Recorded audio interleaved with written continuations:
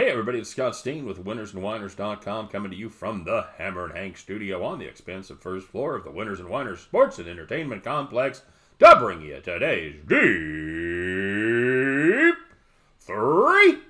As always, if you would be so kind, give us a thumbs up on this video if you're digging what we're doing. Maybe made a little money yesterday. Give us the old thumbaroo if you would. And if you haven't done so already, we'd please appreciate it if you consider subscribing to our YouTube channel. Joining the fun each and every day as we roll out the Deep-3 and so much more. And of course, we want to know what you're playing, man. Give us your best five in the comments section. You want to put more than that in there, you are certainly welcome to do that to help out your fellow handicappers. But we will grade your best five picks, so make those first five count. You get them right, we'll give you the shout out. You get enough of them right, and just like Hammer and Hank, you could be our capper of the day. And of course, to help you on your capping journey, don't forget to check out winnersandwhiners.com and statsalt.com. Deep dives into every game, every day going on in America. Always free. Check out winnersandwhiners.com and statsalt.com as well. Excuse me. All right, guys. Well, taking a look at our recap of our capping yesterday. We did go 2-1 as Northern Arizona took care of business against the fading Sacramento State team. The Sacramento Kings, holy fourth quarter comeback, Batman. They put up 19. They were able to take it to overtime after being down 19 points to start the fourth quarter, and they got it done.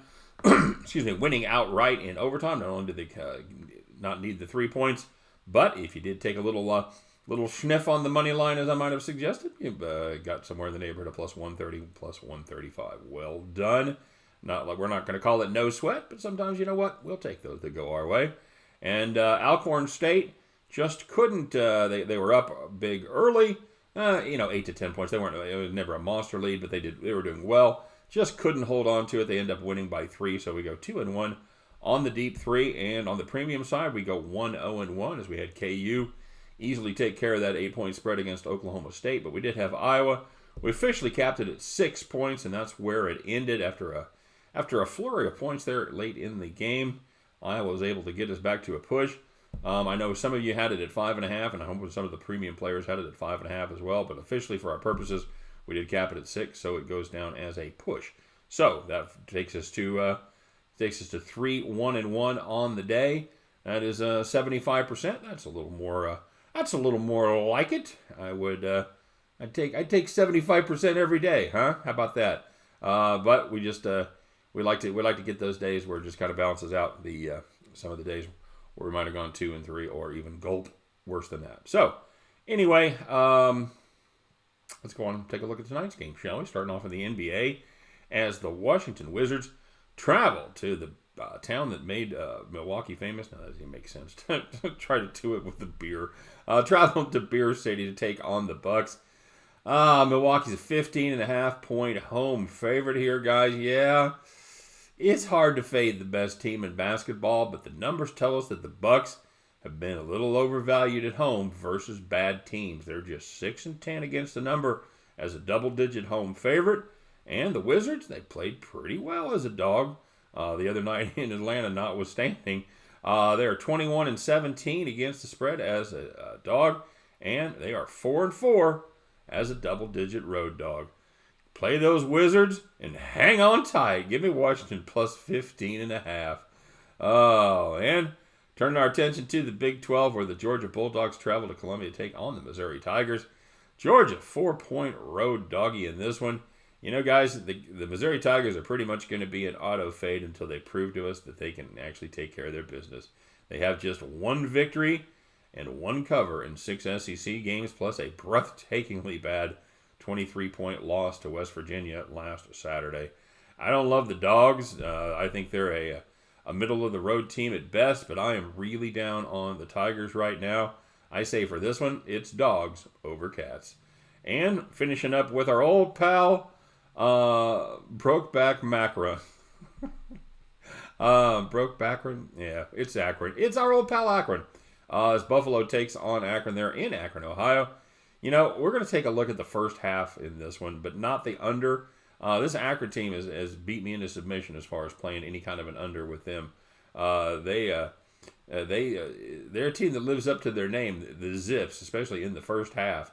They've averaged 39 points per game in the first half of their conference games, and more importantly, they have outscored their opponents by an average of 11.2 points in the first half of their 7 conference games.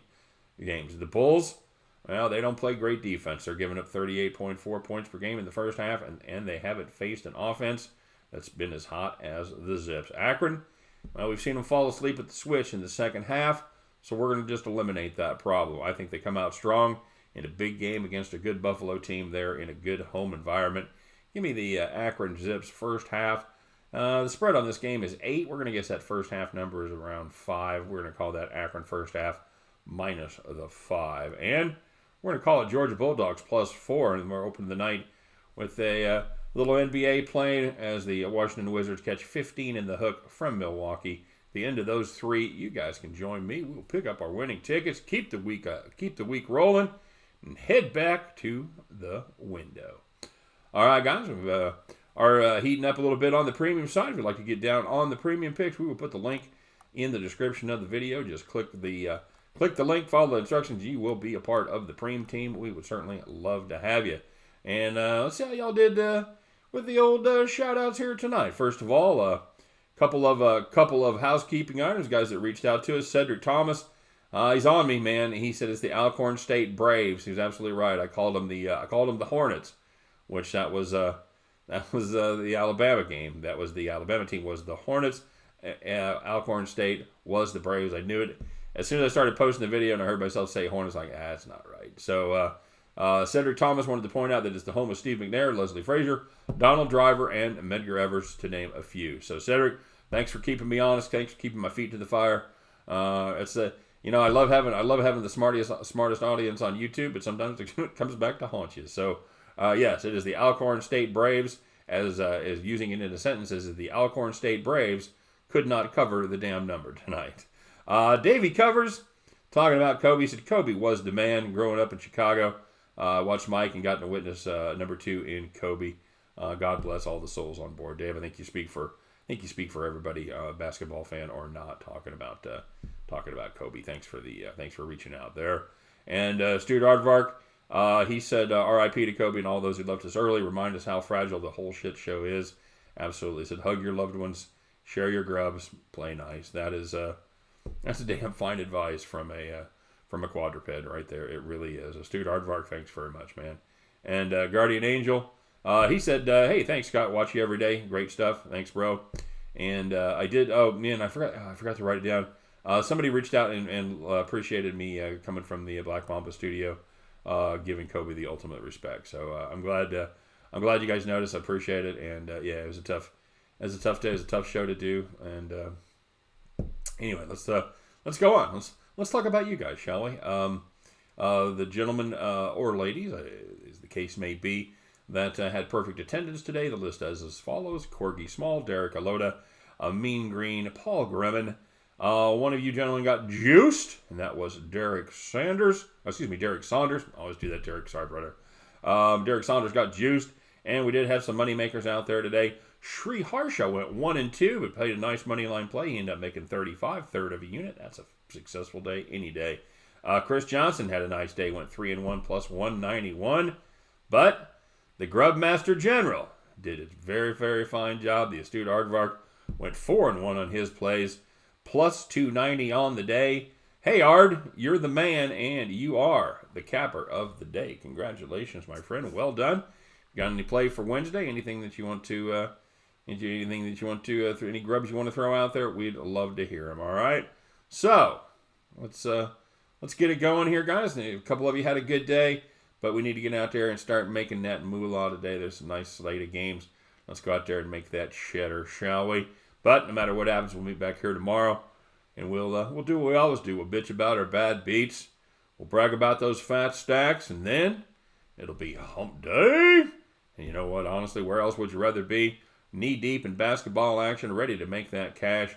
You guys join me, and we'll fire it up, and we'll do it all again. All right? Good luck to everybody on all of your plays today. Appreciate you watching, as always. Literally couldn't do it without you. And you know what? Let's go out and make some plays tonight, have some fun, and I'll be looking for you back at the window. Take care.